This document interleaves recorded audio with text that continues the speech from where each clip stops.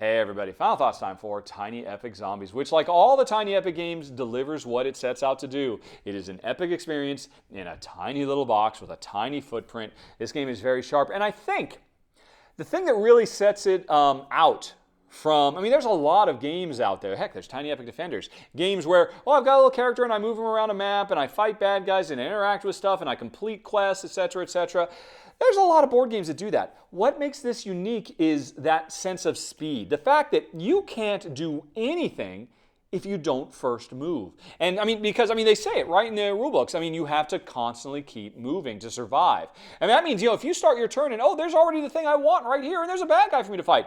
It doesn't matter. You have to move before you can do anything. So, if you start your turn and there's a zombie there, well, you can run away and then shoot at him. And then, after that, your second move, you can move back in and get the thing. That creates an interesting puzzle of time management and, travel management. Because often, that makes it tough for you to do things at peak efficiency. But it always makes things interesting and always just keeps the game going super duper fast. As the zombies build up and start, beating down your door and you're running around like crazy to complete these objectives and trying not to die, because when you die, when the teenager here dies and becomes the teenager zombie and adds her powers to the powers they already had, oh my gosh, that's when things start getting really exciting. And then you run out of extra lives, and then your barricade falls and you lose your last life, and now you've got no more spare lives. Are you going to be able to make it? I've only got a few more turns. But there's that stuff is cool and fun, and we actually enjoy it quite a bit. Now, one thing I will say is, I think the game is definitely at its best if you've got a player who wants to take control of the zombies himself, because then it really elevates, the mind games that start to play, because that player's main action at the end of every player's turn, he gets to choose, right, I think next turn this is what you're going to do, because he's listening to the human players. And the human players are talking about what they're going to try and do. And he said, is that what you're going to try to do? Well, I'll just give you this search card so that when you end up there, you'll end up making noise, and that'll work for me. And so the human players know that, and they've got to try to outthink him, because he has access not only to this top line ability, like what you saw in the co-op run through I did, but he has access to these abilities too. And the more he gets to use these, the more powerful they become. Because he's got his little tech tree that he works his way up.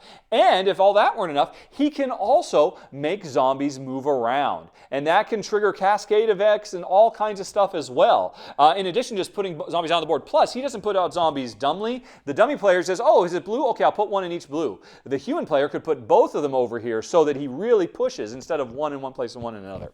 So, the game, I think, really elevates to something very, very special when you've got a human player. And you can even play that two players. That means one player controls the zombies and the other player controls two humans that are running around. Now, if you want to see that, since I didn't demo it, if you go to the Kickstarter page, hit that eye in the top right corner of the screen, you'll be able to find a video done by Neverboard Gaming, a really great channel. Check them out. They do really nice videos. I'm a subscriber. And because they do a full playthrough of a 3-player game where somebody is the zombie, and you can start to see how that works. That's what really elevates the experience. It's a fun cooperative game, don't get me wrong. But having played the player versus player, or the one versus all, that's when it gets really, really fantastic. I have to admit, I have actually not tried the competitive version. That might be really interesting as well. Even you could play where, the zombies are kind of dumb. They don't really use their special powers very much. But the fact that players are racing, because everybody wants to be the one to do the majority of completion so that they can be the ultimate leader, that would probably, I really should try that. Because I think that would add an extra level of urgency and tension, where, that thing I was going to go for, I've set myself up, you'll just take it next turn, and now I got to go figure something else to do. That can be pretty neat also. Again, I said it right up front, more than anything else, that's the strength of this game. So much variety. If you check out the Kickstarter page, I only showed you just the basic characters, the basic buildings, but there's the deluxe version with the additional characters. There are different types of stores that are on the other sides of the stores that come with different objectives. And also one thing I forgot to mention. I don't know if you noticed during the run through, these are Gamelin Games the item meeples, which are absolutely awesome because they were introduced in Tiny Epic Quest, where is a fantasy adventure game where you could run around, and when you find a cool sword, you could take your little meeple, and boom, he's got a sword.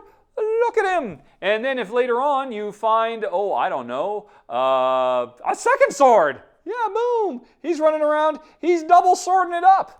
So, I didn't show that because, of course, I've got a prototype here, so I don't have what the new pieces are going to be for Tiny Epic Zombies, but I've seen pictures of them. Again, go check out the Kickstarter page. Imagine this little guy wielding a shotgun or a machine gun or a bazooka or a katana, all kinds of, and they look really, really cool, the artist renderings of them. So, the game's going to have a really awesome table presence that when you get those items and you put them on your character, you instantly feel more powerful. You want to run around and start using these cool things.